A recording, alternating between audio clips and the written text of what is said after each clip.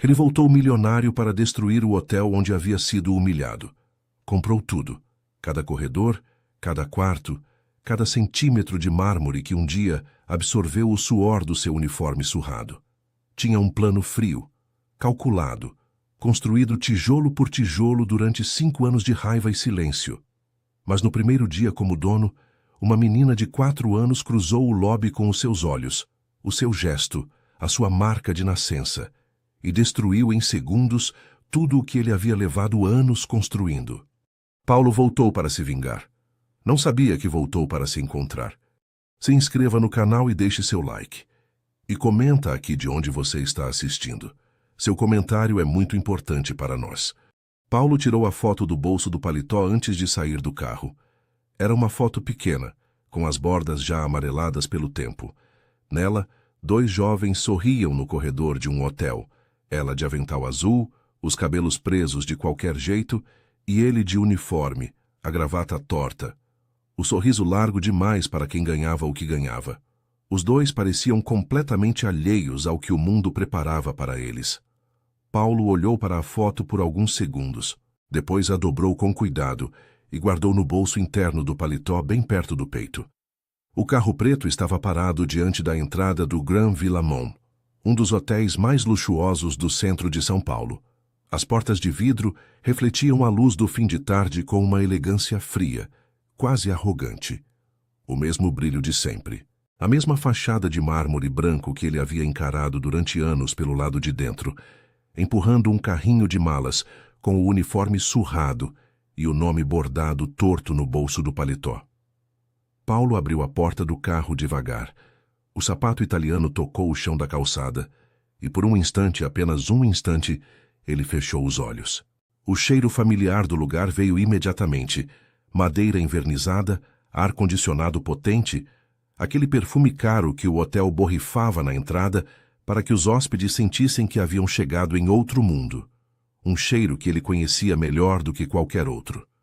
Um cheiro que durante 5 anos havia tentado esquecer. Não havia conseguido. O segurança na porta hesitou por um segundo quando Paulo se aproximou. Não era o tipo de hesitação de quem não reconhece alguém. Era o tipo de quem reconhece e não acredita. Paulo passou sem olhar para ele. O lobby abriu à sua frente com toda a pompa de sempre. O lustre enorme no teto, as flores brancas trocadas todos os dias, a recepção com o mármore polido que refletia tudo ao redor como um espelho. Funcionários começaram a perceber sua presença aos poucos. Primeiro uma olhada curiosa vinda do balcão de concierge. Depois outra, vinda da entrada do restaurante interno. Murmúrios começaram a correr discretamente entre eles. O novo dono havia chegado, mas Paulo não olhava para ninguém. Ele caminhava pelo centro do lobby com passos medidos, as mãos para trás, o olhar percorrendo cada detalhe, com uma frieza calculada. O lustre que nunca havia sido trocado desde que ele trabalhava ali. O carpete vermelho com o logo do hotel bordado em dourado. A mesma recepção onde o gerente Souza havia dito, há 5 anos, com uma voz que misturava descaso e superioridade: "Bellboy não tem opinião. Bellboy carrega mala." Paulo parou no centro do lobby por um segundo. Agora era o dono de tudo aquilo. A ideia deveria ter sabor de vitória. E tinha. Mas havia outro sabor misturado. Um mais antigo, mais amargo, que 5 anos de conquistas não haviam conseguido apagar completamente. Ele voltou por um motivo. Não era nostalgia. Não era curiosidade. Era vingança, fria, calculada, construída tijolo por tijolo, durante cada dia dos últimos 5 anos, enquanto transformava nada em tudo. O gerente Souza apareceu no fim do corredor com passos rápidos demais para serem naturais. Era um homem de meia-idade, barriga proeminente, cabelo oleoso penteado para o lado numa tentativa mal disfarçada de esconder a calvície. O mesmo Souza de sempre, apenas mais velho e, pela primeira vez na vida, visivelmente nervoso. "Senhor Paulo." A voz saiu adocicada demais. "Que honra recebê-lo pessoalmente. Tudo está preparado para a reunião com a equipe, como o senhor solicitou." Paulo olhou para ele por um momento sem responder. "Às 16 horas. Disse apenas, e continuou caminhando. Souza ficou parado no corredor, engolindo seco. Foi então que a risada atravessou o lobby. Leve, solta, completamente deslocada do peso que dominava os pensamentos de Paulo. Ele virou o rosto quase sem perceber.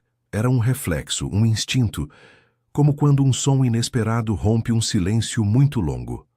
Uma menina corria entre os carrinhos de limpeza no corredor lateral que dava acesso aos elevadores de serviço. Devia ter uns 4 anos.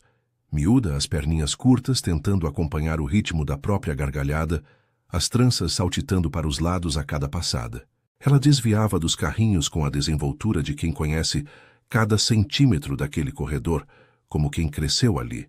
Um dos funcionários mais velhos da manutenção tentou pegá-la de brincadeira. Ela escapou com uma gargalhada aberta, daquelas que parecem iluminar o ar ao redor, e saiu correndo ainda mais rápido. Paulo ficou parado olhando, sem motivo claro, sem conseguir explicar por quê. A menina parou perto de um dos carrinhos, pegou um pano pequeno do chão e o estendeu para o funcionário com um ar de extrema seriedade, como se aquilo fosse a missão mais importante do dia. O homem agradeceu com uma risada. Ela respondeu com um aceno de cabeça solene que arrancou mais risos dos que estavam por perto. Paulo observou em silêncio. Então a menina virou o rosto. Foi apenas um movimento simples. Ela olhou para o corredor, distraída, procurando alguma coisa. Um movimento de criança, sem intenção, sem peso. Mas foi suficiente. Os olhos eram escuros, profundos, com aquele brilho inquieto de quem está sempre pensando em algo a mais. Paulo sentiu alguma coisa se mover dentro do peito, uma sensação incômoda, difícil de nomear, como uma memória tentando se formar sem ter permissão. Ele forçou o olhar para outro lado. Coincidência. Mas quando a menina voltou a correr e passou mais perto, num momento de impaciência, passou a mão pelas tranças, empurrando os fios para o lado, com um gesto completamente automático. Paulo parou de respirar por um segundo. Ele conhecia aquele gesto. Conhecia melhor do que qualquer outra coisa no mundo, porque era seu. Sempre foi. Desde que se entendia por gente, fazia aquilo quando estava nervoso, quando estava pensando, quando o mundo pesava mais do que devia. Era um gesto pequeno, involuntário, que ninguém nunca havia comentado porque ninguém nunca havia prestado atenção. Alguém havia prestado. Uma vez. Você faz isso toda vez que está com raiva, ela havia dito, rindo baixinho, os olhos brilhando. Empurra o cabelo para o lado como se estivesse empurrando o problema junto. Paulo apertou os dentes. A menina passou correndo mais perto ainda, e foi nesse momento que ele viu. Perto da orelha direita, escondida entre os fios escuros das tranças, havia uma pequena marca de nascença. Uma mancha discreta, quase imperceptível, mas impossível de ignorar para quem soubesse onde olhar. O mundo pareceu desacelerar ao redor dele. Os funcionários continuavam trabalhando. O lustre continuava brilhando. O lobby continuava funcionando com a precisão de sempre. Mas para Paulo, tudo acontecia dentro de um silêncio pesado, como se o passado tivesse se levantado de repente no meio daquele corredor de mármore e olhado diretamente para ele. 5 anos. Durante 5 anos, ele havia repetido a mesma frase como um escudo, como uma certeza que não podia ser questionada. Aquela filha não podia ser dele, porque se fosse, significaria que tudo o que ele acreditou, tudo o que o fez partir naquela noite, tudo o que alimentou sua raiva durante cada um daqueles dias, havia sido construído sobre uma mentira. Ele apertou os dedos lentamente ao lado do corpo. A menina havia desaparecido no corredor de serviço, a risada ainda ecoando pelo espaço. Paulo ficou imóvel por alguns segundos. Depois endireitou os ombros, ajustou o paletó e caminhou em direção ao elevador. Havia chegado para se vingar, e não deixaria que uma coincidência, por menor que fosse, por mais que o peito apertasse, mudasse nada disso. Ainda não sabia que aquela menina de 4 anos seria capaz de destruir 5 anos de vingança com uma única frase. A reunião com a equipe aconteceu às 16 horas em ponto, na sala de conferências do 2º andar, a mesma sala onde Paulo havia sido chamado 5 anos antes para receber uma advertência por ter chegado 3 minutos atrasado, depois de ajudar uma hóspede idosa a carregar as malas até o quarto sozinho, sem auxílio, porque o outro bellboy havia simplesmente desaparecido. Souza havia dito naquela época, com os braços cruzados e o olhar de quem julga sem ouvir: atraso é atraso. Não me interessa o motivo. Paulo havia saído daquela sala com o rosto em chamas e os dentes cerrados. Agora entrou nela como dono. Os funcionários já estavam enfileirados quando ele chegou. Recepcionistas, camareiras, equipe de manutenção, cozinheiros, seguranças. Todos de uniforme, todos em silêncio, todos com aquela expressão particular de quem não sabe exatamente o que esperar, mas sabe que algo vai mudar. Paulo caminhou até a cabeceira da mesa sem pressa. Souza ficou de pé ao lado, com um sorriso colado no rosto que não chegava aos olhos. Paulo olhou ao redor com calma. Deixou o silêncio durar alguns segundos a mais do que o confortável. Os horários mudam a partir de amanhã, disse, a voz firme, sem elevação. A escala de turnos vai ser redistribuída. Quem tiver dúvidas, fala com o RH até o fim do dia. Algumas pessoas trocaram olhares rápidos. Ele continuou. A produtividade de cada setor vai ser acompanhada semanalmente. Quem entrega, fica. Quem não entrega, a gente conversa. Ninguém ousou interromper. Então, como se fosse apenas mais um nome numa lista longa, Paulo olhou para os papéis à sua frente e pronunciou em voz clara: Amanda Ferreira. Um movimento sutil percorreu a sala. Algumas cabeças viraram discretamente para o lado esquerdo, perto da porta. Paulo não levantou o rosto dos papéis.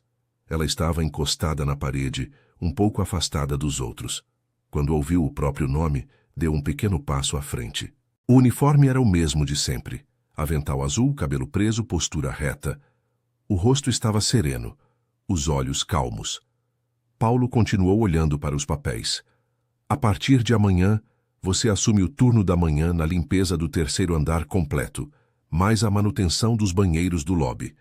Uma ou duas pessoas franziram a testa discretamente. Era trabalho demais para uma pessoa só. Qualquer um ali sabia disso. Mas ninguém disse nada. Amanda também não. Certo, respondeu ela com uma voz tranquila que soou estranhamente firme dentro do silêncio da sala. Paulo passou imediatamente para o próximo nome, como se a resposta dela não tivesse peso algum, como se ela fosse apenas mais uma funcionária entre muitas. Mas todos perceberam. Ele não havia olhado para ela uma única vez. Nos dias seguintes, aquela dinâmica se repetiu com uma regularidade que os funcionários mais antigos logo aprenderam a reconhecer. Sempre que Paulo precisava dar uma ordem direta a Amanda, fazia questão de manter os olhos em qualquer outro lugar, nos documentos, na janela, no corredor vazio, nunca no rosto dela. Era uma forma silenciosa de punição, um lembrete constante de que agora havia uma distância intransponível entre os dois e que essa distância era uma escolha dele. Mas algo naquela estratégia produzia um efeito que Paulo não havia calculado. Amanda não discutia, não se justificava, não demonstrava nenhum esforço para se defender ou para buscar uma explicação. Ela simplesmente trabalhava. Acordava antes do sol nascer, começava no terceiro andar quando o hotel ainda estava no silêncio da madrugada, descia para o lobby quando os primeiros hóspedes começavam a aparecer, terminava o turno sem reclamação, sem suspiro alto, sem pedir ajuda.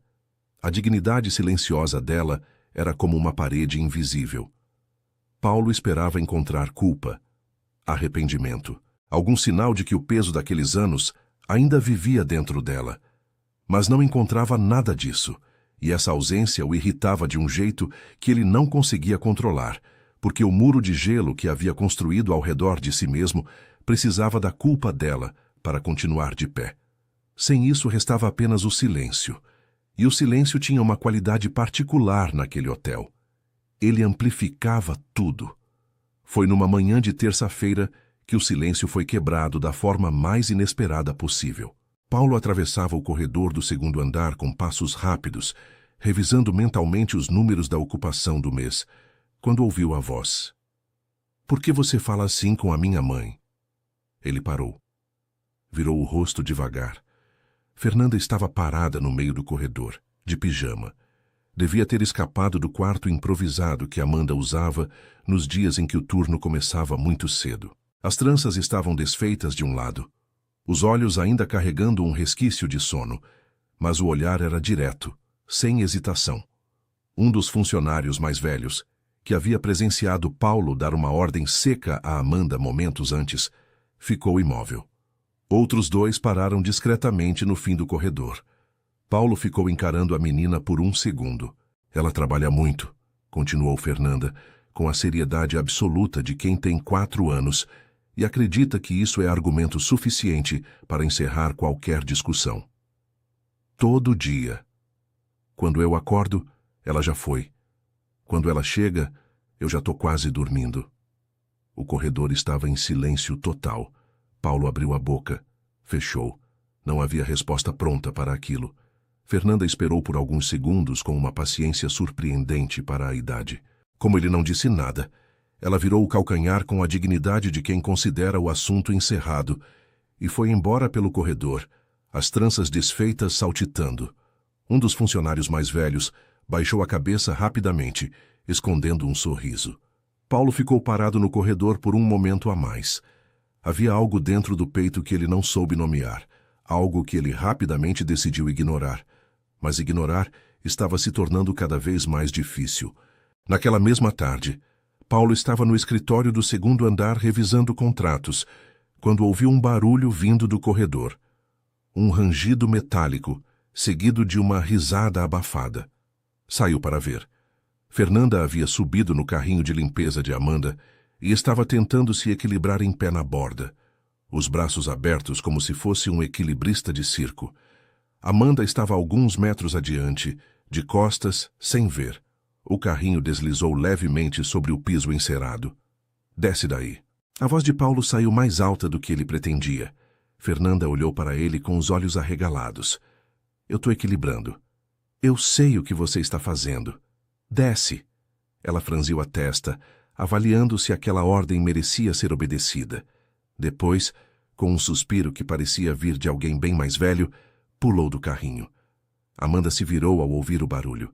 Quando viu Paulo parado ali, os olhos foram para a filha, depois para ele.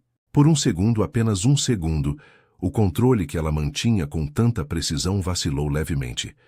Fernanda, disse Amanda com voz firme, o que eu disse sobre o carrinho? Que não é brinquedo, respondeu a menina, sem muita convicção.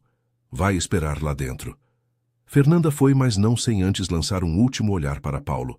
Não de medo, não de mágoa, apenas de curiosidade pura, como quem ainda está decidindo o que acha de alguém. Amanda se virou para Paulo. Desculpe, disse ela, a voz equilibrada. Não vai acontecer de novo. Paulo olhou para ela por um momento. Era a primeira vez em dias que os olhos dos dois se encontravam de frente. Havia algo naquele olhar dela que ele não conseguia classificar. Não era súplica, não era raiva, era simplesmente presença. Como se ela estivesse completamente inteira naquele lugar, naquele momento, sem precisar de aprovação de ninguém. Cuida melhor dela, disse ele, e virou as costas. Caminhou pelo corredor com passos firmes. E tentou mais uma vez ignorar o peso estranho que ficou dentro do peito depois que os olhos dela encontraram os seus. Não conseguiu. Naquela noite, sozinho no escritório com as luzes da cidade lá embaixo, Paulo tirou a foto do bolso do paletó mais uma vez. Olhou para os dois jovens sorrindo no corredor. Dobrou a foto e ficou olhando para o próprio reflexo no vidro escuro da janela por um longo tempo. Era uma quinta-feira comum, quando tudo mudou. O sol da manhã entrava pelas janelas do corredor do 3º andar com aquela luz dourada e preguiçosa, de fim de outono, espalhando sombras longas pelo carpete vermelho. Paulo estava no escritório, de pé diante da janela, com uma xícara de café na mão e os olhos perdidos nos números da planilha aberta sobre a mesa. A ocupação do hotel havia subido 4% desde que ele assumiu. As reformas estavam dentro do prazo. Tudo caminhava com precisão. Deveria estar satisfeito. Não estava. O pensamento que ele havia tentado enterrar por dias insistia em voltar à superfície com uma persistência irritante.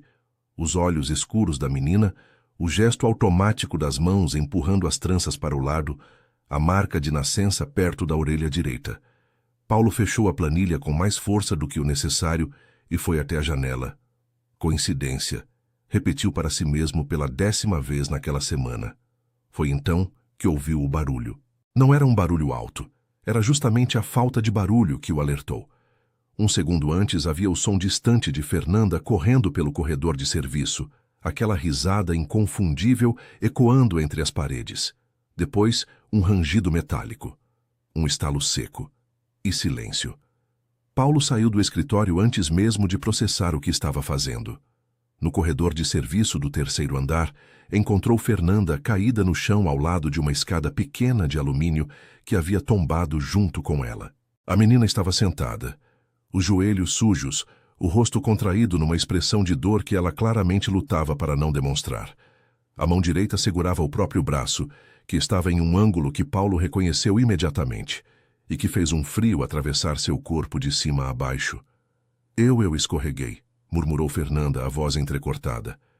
Paulo se ajoelhou ao lado dela em um segundo. Não mexe no braço. Eu consigo levantar. Fica quieta. O tom saiu firme, mas havia algo diferente ali. Uma urgência crua que ele não planejou e não conseguiu disfarçar. Seus olhos percorreram o braço da menina com atenção rápida e precisa. Fratura. Sem dúvida. 2 funcionários apareceram no fim do corredor, alarmados com o barulho da queda. O que aconteceu? Ela caiu, respondeu Paulo sem olhar para eles. Já estava levantando Fernanda com cuidado, apoiando o corpinho leve contra o próprio peito, protegendo o braço machucado com uma das mãos. Fernanda tentou segurar a dor, apertando os dentes com uma determinação que parecia grande demais para 4 anos. Quando Paulo a pegou no colo, ela soltou um pequeno gemido involuntário, e então, como se aquilo a envergonhasse, murmurou contra o ombro dele. Desculpa. Paulo franziu a testa enquanto caminhava rápido em direção ao elevador. Por quê? Você mandou eu descer do carrinho. A voz veio entrecortada. Devia ter mandado descer da escada também. Algo se moveu dentro do peito de Paulo. Ele não respondeu. Apenas apertou levemente o braço bom dela e continuou andando. O trajeto até o hospital foi feito em silêncio quase completo. Fernanda estava sentada no banco do passageiro, segurando o braço contra o corpo, os olhos fixos no para-brisa. Às vezes soltava um pequeno suspiro de dor que fazia o aperto no peito de Paulo aumentar de um jeito que ele não sabia explicar. Ele mantinha os olhos na estrada, as mãos apertando o volante com força. Era estranho, era inexplicável. Mas ver aquela menina machucada despertava dentro dele um medo que ultrapassava qualquer lógica, um medo que não tinha nome, que não pedia licença, que simplesmente existia. No hospital, Paulo saiu do carro antes de desligar o motor. Ajudou Fernanda a descer com cuidado e a levou rapidamente para dentro. Uma enfermeira se aproximou. Ele explicou em poucas palavras.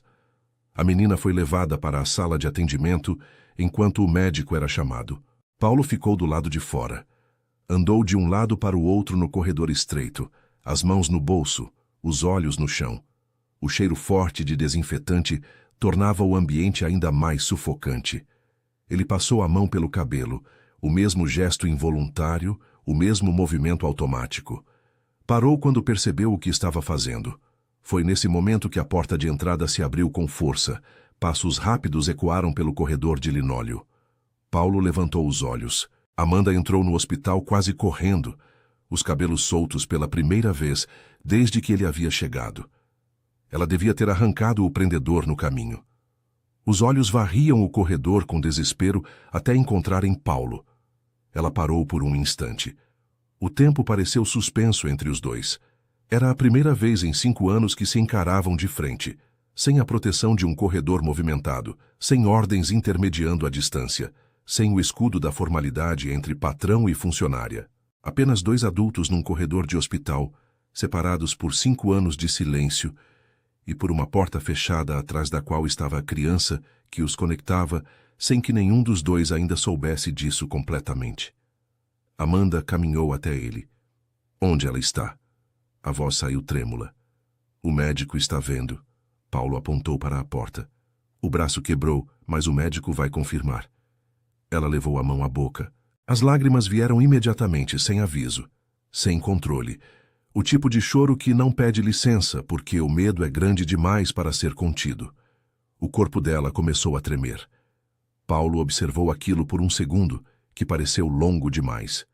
E então, sem planejar, sem pensar, sem calcular, deu um passo à frente e a abraçou. O gesto foi completamente automático, como um reflexo que 5 anos de distância e raiva não haviam conseguido apagar.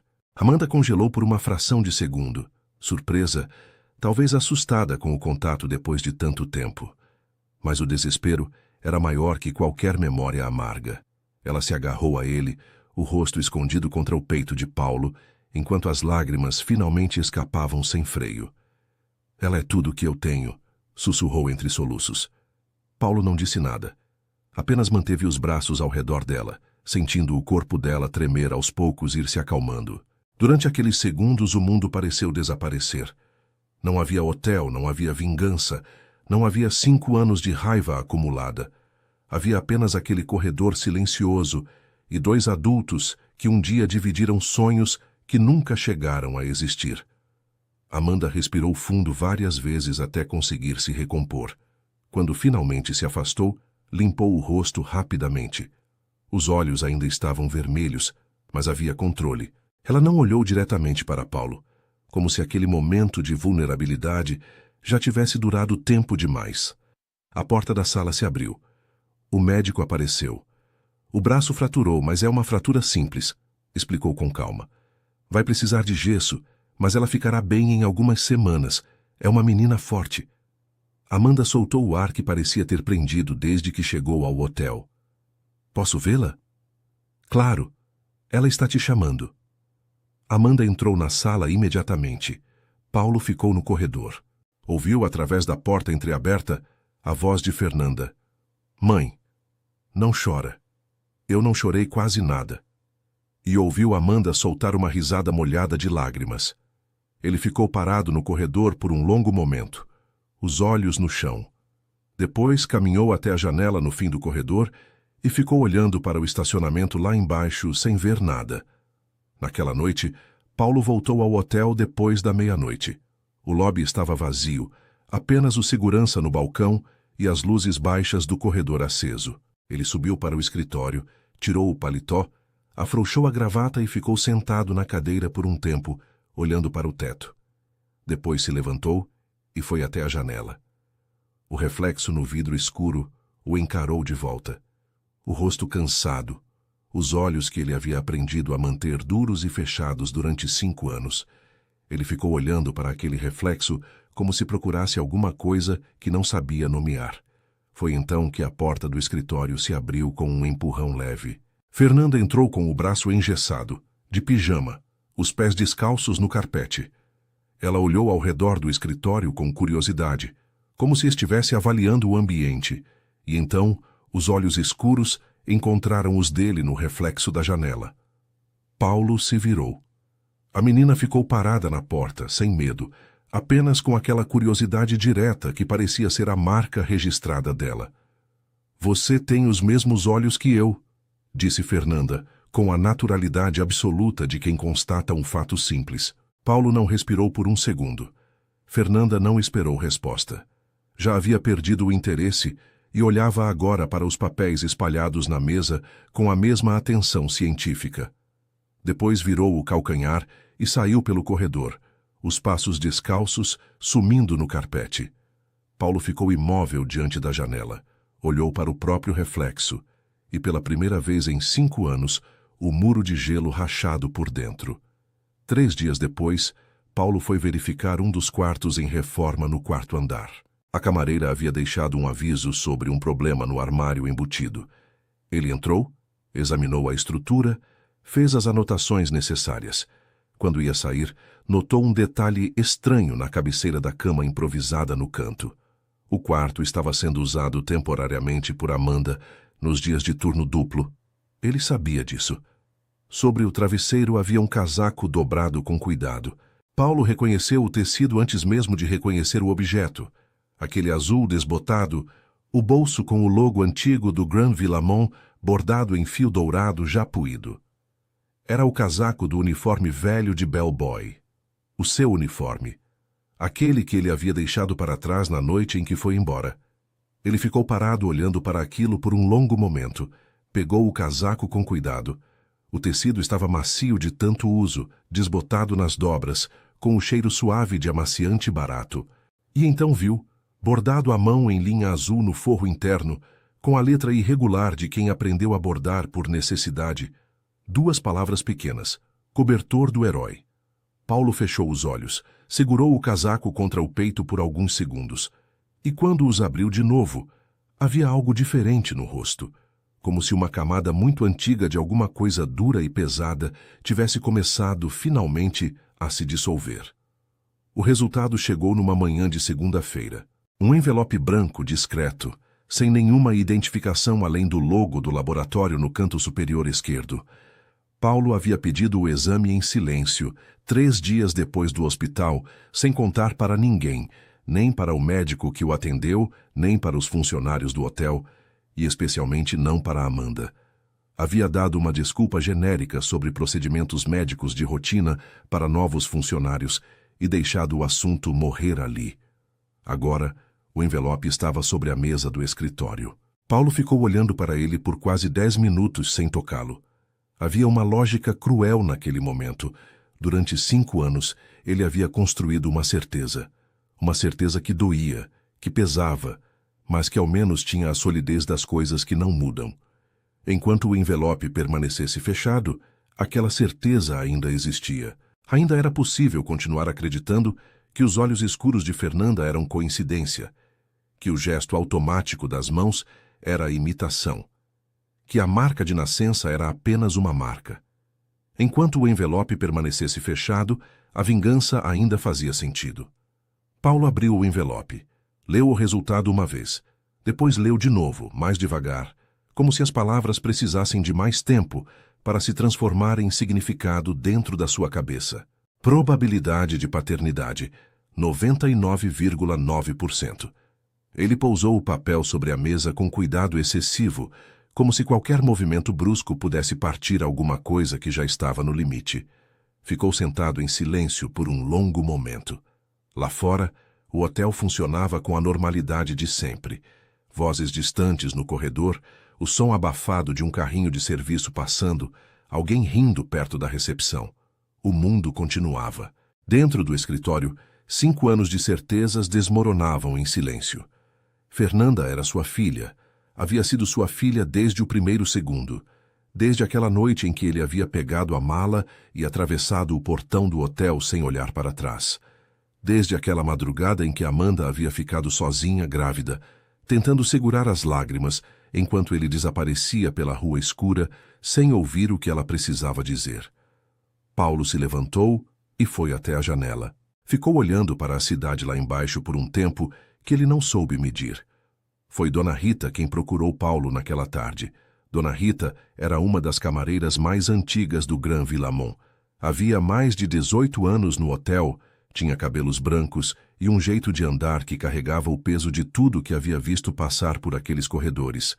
Bateu na porta do escritório com 3 pancadas firmes, entrou quando ele autorizou e fechou a porta atrás de si com cuidado. Paulo a reconheceu imediatamente. Ela havia trabalhado ali quando ele ainda era bellboy. Eu precisava falar com o senhor, disse ela, sem rodeios. Faz tempo que eu devia ter falado, mas quando o senhor foi embora, não havia mais para quem falar. E quando voltou, ela fez uma pausa. Achei que talvez o senhor já soubesse, mas vejo que não. Paulo indicou a cadeira à frente da mesa. Ela sentou.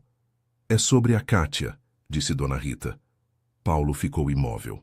Eu estava lá naquela tarde, continuou ela, as mãos entrelaçadas sobre o colo com a serenidade de quem carrega uma culpa há tempo demais. Quando a Kátia começou a espalhar a história da Amanda com o hóspede do quarto 412. Eu estava lá quando ela contou para a primeira pessoa. Eu vi o rosto dela enquanto contava. Dona Rita olhou diretamente para Paulo. Ela estava inventando. Eu sabia naquela hora. Não havia nenhum hóspede. Não havia nenhum encontro. A Amanda estava naquele andar porque tinha um vazamento no banheiro que ela precisava limpar antes da vistoria da tarde. O silêncio que se instalou no escritório tinha uma qualidade diferente de todos os silêncios anteriores. Por que você não disse nada? A voz de Paulo saiu baixa, controlada demais. Dona Rita não desviou o olhar. Porque eu era covarde, respondeu ela, com uma honestidade direta que não pedia perdão, apenas reconhecia o fato. A Kátia era próxima do gerente Souza, e eu precisava do emprego. Uma pausa. Não tem justificativa que valha. Eu sei disso, mas a Amanda pagou por uma mentira que eu poderia ter desfeito com uma palavra, e eu fiquei em silêncio. Quando ela ficou grávida e o senhor havia ido embora, eu ajudei como pude. Mas o que eu devia mesmo era ter falado antes. Paulo ficou olhando para ela por um longo momento. A Kátia ainda trabalha aqui, disse ele. Trabalha. Dona Rita levantou. Foi promovida a supervisora 2 anos depois que o senhor saiu. O Souza cuidou disso. Ela caminhou até a porta e parou com a mão na maçaneta. A Amanda nunca traiu o senhor, disse sem olhar para trás. Ela nunca traiu ninguém na vida. E criou aquela menina sozinha com o salário de faxineira sem pedir nada para ninguém. Uma pausa breve. Achei que o senhor precisava saber. Ela saiu e fechou a porta com o mesmo cuidado de quando havia entrado.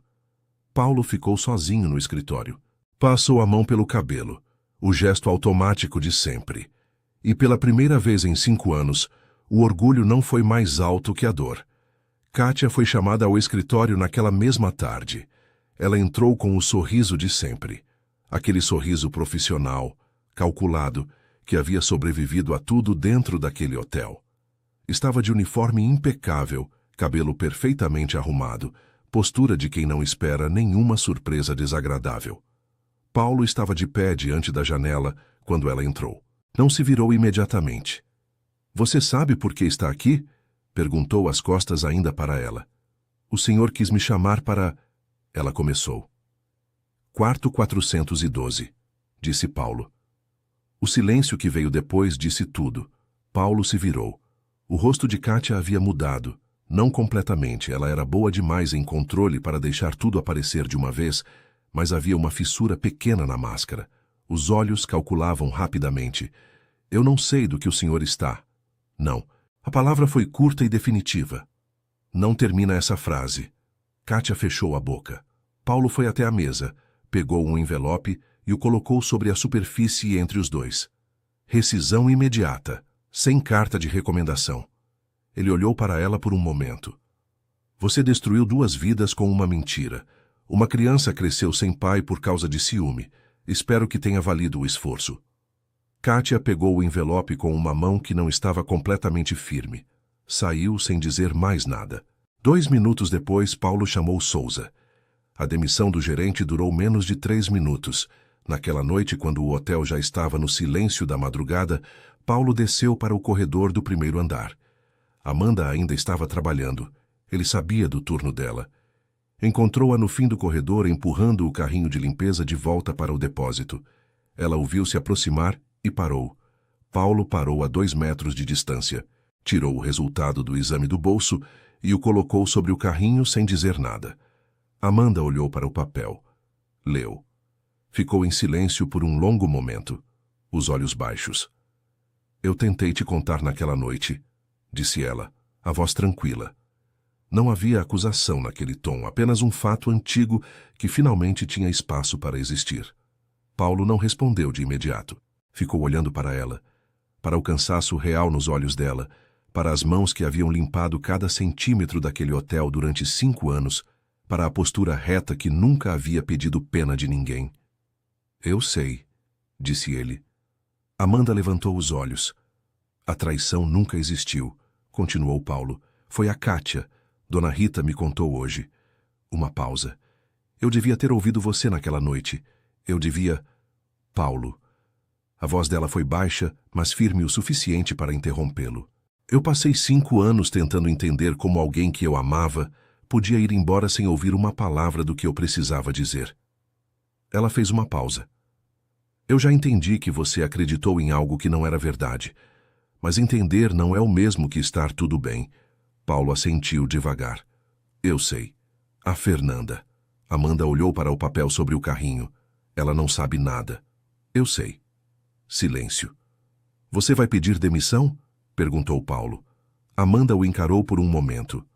Vou, respondeu ela. Entreguei o aviso hoje cedo. Paulo tirou o papel do bolso do avental dela com um movimento tranquilo e direto. Amanda ficou olhando para ele com uma expressão que misturava surpresa e cansaço. Não aceito, disse ele. Não é sua decisão. Não como patrão. Ele pousou o papel sobre o carrinho ao lado do resultado do exame. Como pai da Fernanda, ela precisa de estabilidade. Mudar agora não é o momento certo. Amanda ficou olhando para os dois papéis sobre o carrinho por um longo momento. Depois pegou o carrinho e começou a empurrá-lo em direção ao depósito. Boa noite, Paulo, disse ela sem olhar para trás.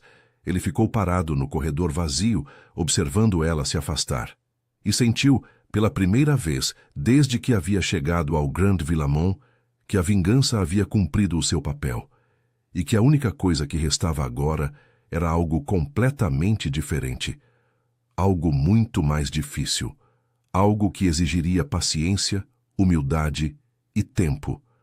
Algo que talvez valesse cada segundo. Naquela mesma madrugada, Souza parou Amanda no estacionamento. Sabe por que ele não aceitou sua demissão? Disse ele, com aquele sorriso oleoso de sempre. Não é porque se importa com a Fernanda. É porque quer te demitir do jeito dele, com mais prazer. Uma pausa calculada. Eu conheço Paulo desde quando ele limpava sapato aqui. Homem como esse não muda. Você é apenas mais uma peça na vingança dele. Amanda ficou olhando para Souza por um momento. O senhor foi demitido hoje, disse ela com uma calma que parecia genuína. Talvez devesse se preocupar mais com isso do que com a minha vida. Entrou no carro, ligou o motor e foi embora. Mas na escuridão do banco do motorista, enquanto dirigia de volta para casa, os olhos dela ficaram úmidos por alguns segundos. Ela não sabia ao certo em quem acreditar. E aquela dúvida era exatamente o que Souza havia planejado. Amanda não dormiu naquela noite. Ficou deitada na cama pequena do apartamento que havia alugado a 3 quarteirões do hotel, com o teto branco acima dela e a cabeça cheia de vozes que não paravam. As palavras de Souza voltavam em loop. Você é apenas mais uma peça na vingança dele.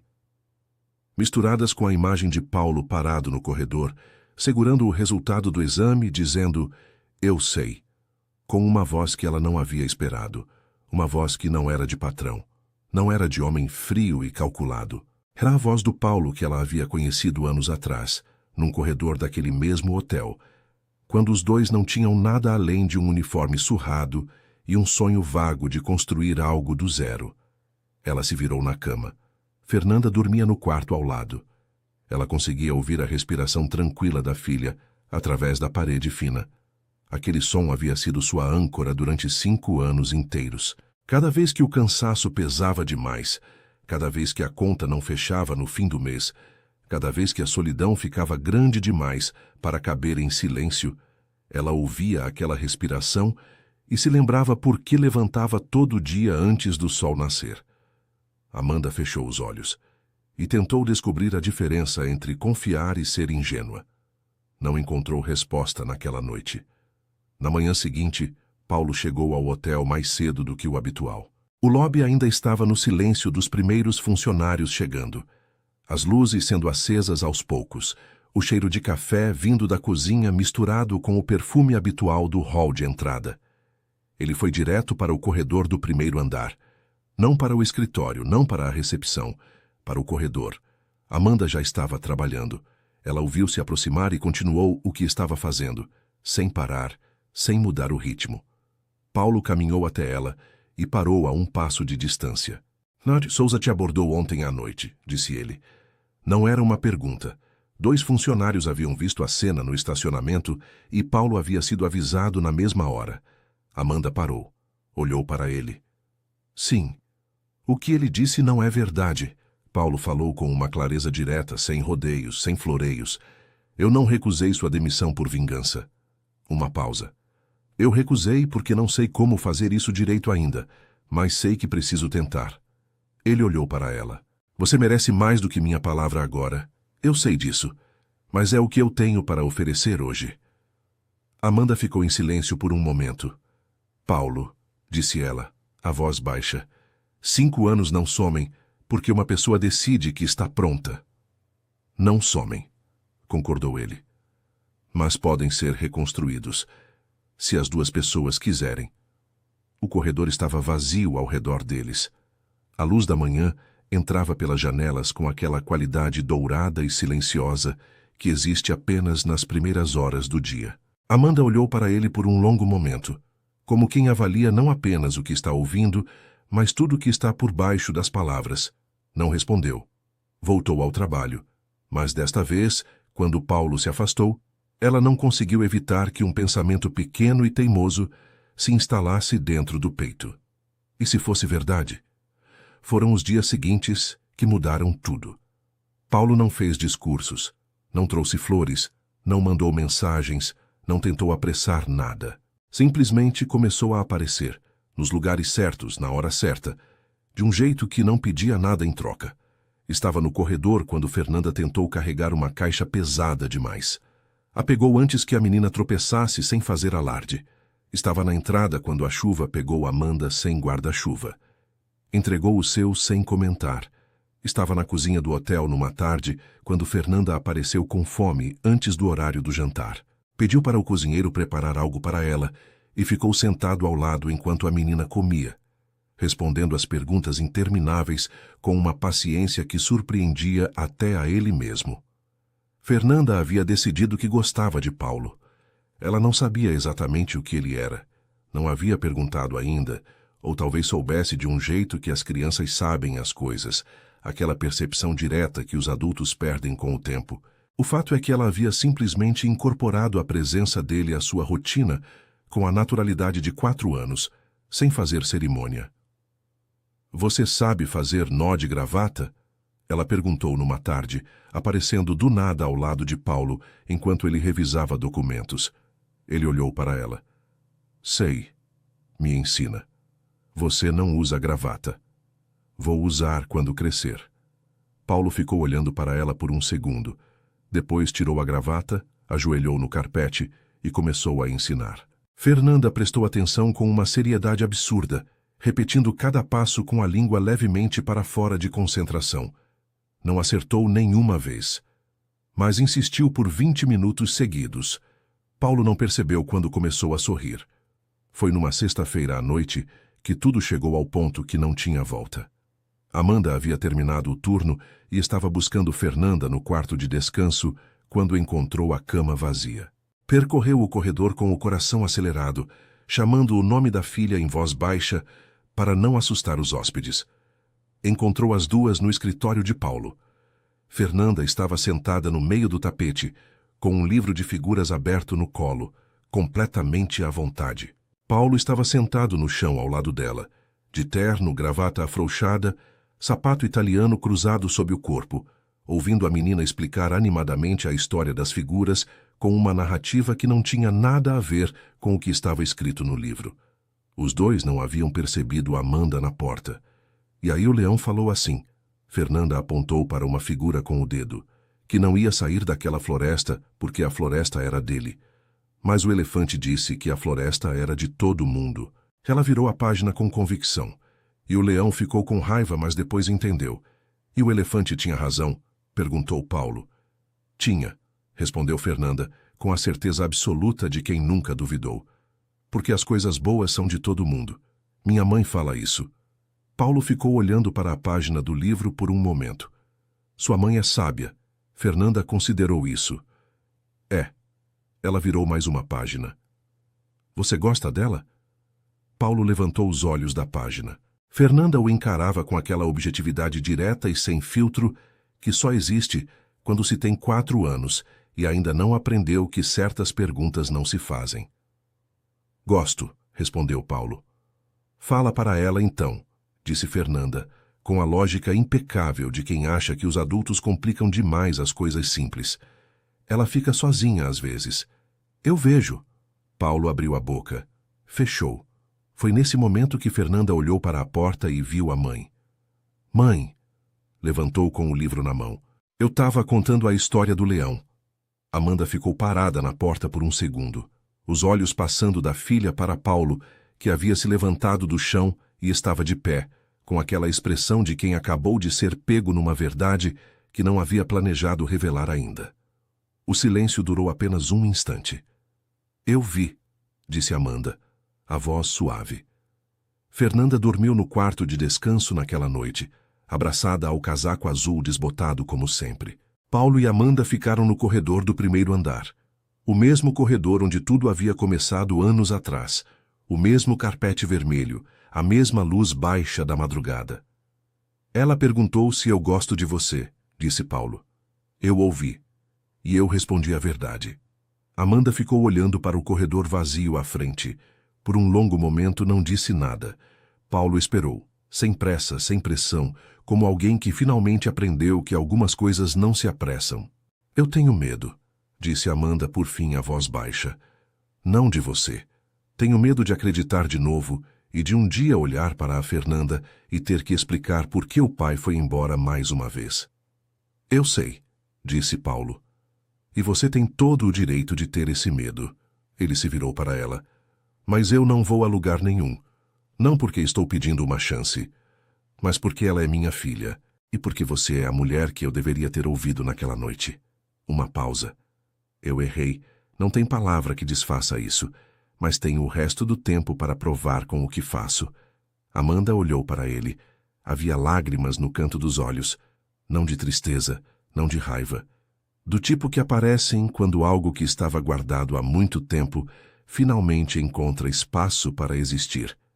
Ela não disse nada, mas deu um pequeno passo à frente, e Paulo a abraçou, desta vez sem urgência, sem desespero, sem nenhuma emergência para justificar. Apenas dois adultos no corredor silencioso de um hotel, escolhendo conscientemente não deixar o passado ser maior que o presente. Na manhã seguinte, um domingo, os três saíram juntos pelo lobby do Grand Villamont. Fernanda ia no meio, segurando a mão de Amanda de um lado. Do outro lado, depois de um momento de hesitação que durou apenas um segundo, ela estendeu a mão pequena para Paulo. Ele a pegou. Os três atravessaram o lobby juntos, o mesmo espaço onde Paulo havia chegado semanas antes, com um coração cheio de vingança fria e um passado que pesava mais do que qualquer bagagem. As portas de vidro se abriram automaticamente. A luz da manhã entrou de uma vez clara e quente, espalhando-se pelo mármore branco do piso. Na calçada, Fernanda soltou as duas mãos por um instante e correu alguns passos à frente, virando o rosto para trás com aquela gargalhada aberta que iluminava o ar ao redor. Vamos logo! Paulo e Amanda pararam lado a lado na entrada. Ela olhou para ele, ele olhou para ela. E por um segundo, apenas um segundo, os dois voltaram a ser os mesmos dois jovens da foto com as bordas amareladas, ela de avental azul, ele de uniforme, o sorriso largo demais para quem ganhava o que ganhava. Depois Fernanda chamou de novo, impaciente, e os dois foram. Naquela noite, antes de dormir, Fernanda pediu para Paulo apagar a luz. Ele entrou no quarto, abaixou o abajur. A menina já estava deitada, abraçada ao casaco azul desbotado, os olhos pesados. Paulo ficou parado na porta por um momento. Boa noite, Fernanda. Ela abriu um olho. Boa noite, pai. Paulo ficou imóvel. Era a primeira vez. Fernanda já havia fechado os olhos de novo, abraçada ao cobertor do herói, completamente alheia ao peso daquela palavra e ao que ela havia acabado de fazer com o único muro que ainda restava intacto dentro do peito de Paulo. Ele apagou a luz. Fechou a porta com cuidado e no corredor escuro e silencioso, pela primeira vez em 5 anos, Paulo encostou as costas na parede, fechou os olhos e respirou fundo, sem raiva, sem vingança, sem o peso de uma mentira que havia durado tempo demais. Apenas um homem que havia voltado para destruir tudo e encontrado sem planejar a única coisa que sempre havia valido a pena construir. O Grand Villamont continuou funcionando. Os hóspedes chegavam e partiam. O lustre brilhava no lobby. O carpete vermelho absorvia os passos de centenas de pessoas que nunca saberiam que naquele hotel, num corredor simples do primeiro andar, uma família havia sido desfeita por uma mentira e reconstruída pela única força que nunca pede licença para existir: